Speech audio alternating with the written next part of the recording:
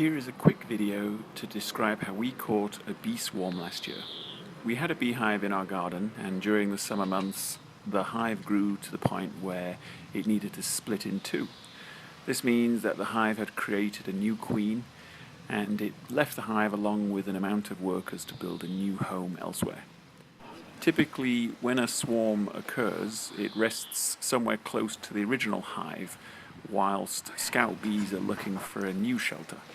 Thankfully, in our case, the bees clung to a nearby branch of a small tree in our garden. The workers made a ball around the queen in order to protect her. To catch the swarm, we shook them off the branch into a box, and as long as the queen was captured, then the workers would follow. Count down from 3 and then do it. 3, 2, 1. Move the box outside. Okay.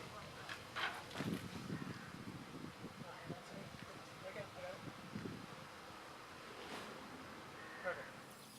As you can see in the time-lapse, the workers gradually sense the queen has moved, and they are attracted to the box. Once the bees had calmed down, we moved them to a new hive in our garden, and that was their new home.